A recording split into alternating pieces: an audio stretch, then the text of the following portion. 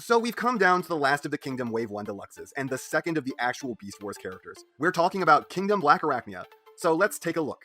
Among the figures released so far, maybe among all the Kingdom figures announced in total, in robot mode, this is the figure that looks the most like her show counterpart. The only notable exception is she has a backpack, and the spider legs aren't quite right. They are both wrong in color and a bit fat for her.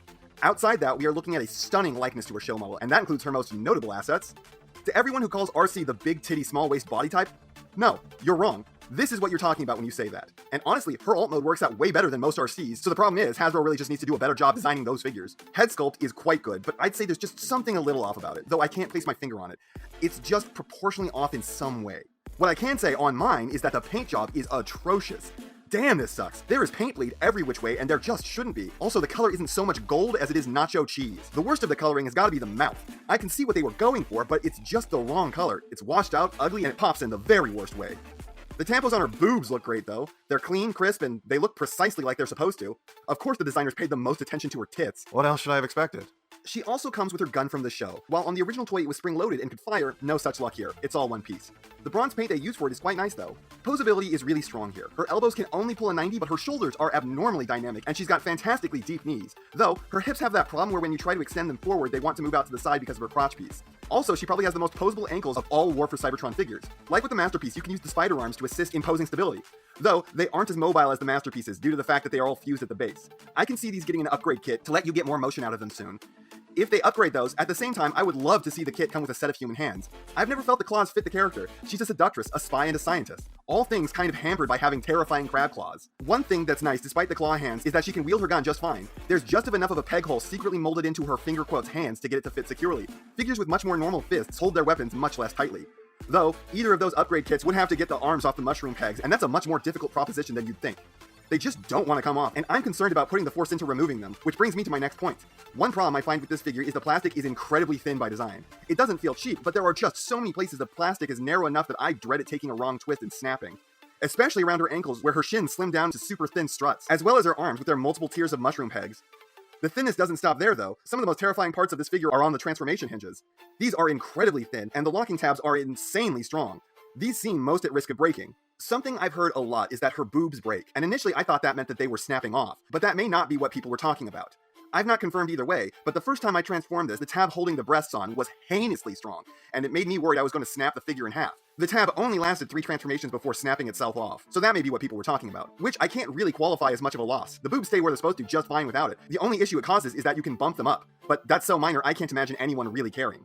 One thing I find a bit unfortunate about the design is that you can't unfurl the backpack into a set of coattails like the Generations Blackarachnia figure has. I thought that was one of the coolest and classiest additions to her design, and it would have prevented the false sense of size her torso gets by bulking it out with the backpack. Though that would have made it less show accurate in a more direct way, and I can clearly see the goal was show accuracy with this one, more so than the others, so I do get it. I wonder why they were so slavishly accurate with this one figure. One last thing I'd like to bring up with this figure is while she has decently sized feet that could have been relatively stable, they are also incredibly light, and most of the figure's mass is concentrated up in its torso and spread out over a large area, so she has a bit of a propensity for falling over. Transformation on this is very reminiscent of the Masterpiece, which is a mild disappointment because it's very different than what we were always shown in the show, though I can understand how that might have been a scheme that was impossible to achieve with the shown method. While it bears some resemblance to the Masterpiece, it's far more slick and enjoyable, resulting in a figure that's at least a little fun to transform, unlike the MP. There's a bit of semi-optional parts forming at the end where you use the gun to lock her underside together more securely. Without it, things can get a bit floppy down there. And I'd say the whole process ends up with a much more cohesive alt mode than the Masterpiece actually does, though it is even less similar to what it's supposed to look like. When it's all said and done, you end up with this absolute nightmare of an arachnid. You better not have arachnophobia, or this thing will mess you up. This thing looks mean, scary, and ready to do battle.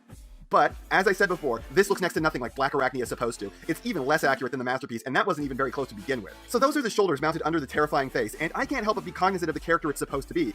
So, am I the only one who thinks it looks like a set of boobs hanging down from under the spider? Because of the way the legs are mounted, the spider mode isn't very posable, and it's kinda hard to get her into anything other than the one stance, which is a bit disappointing. Though, you can rotate them down as a whole set and make her look like something out of a video game. So, you know the whole dumb micro-masterpiece thing going around where everyone wants to constantly claim that the new Chug figures are as good as Masterpieces at like 1/5 the price? This might be the first time that's actually true. Not because this is so good. I mean, it's quite good, but that's not why. It still wouldn't normally be good enough. But in this case, the Masterpiece is so flawed, and it's flawed in just about all the same ways as this one is, so for once, the difference between the Masterpiece and this kind of really does just boil down to cost. The Masterpiece obviously looks better in robot mode, but that's kind of what you get for paying around 7 times as much at that point, but the transformation is way worse, and both of these seriously miss the mark with the spider mode. The Masterpiece looks more accurate for what that's worth, but the Kingdom figure generally has a better, less accurate beast mode. This absolutely won't fit in on an MP shelf, but if you just need any Blackarachnia, this will do the job much more than adequately.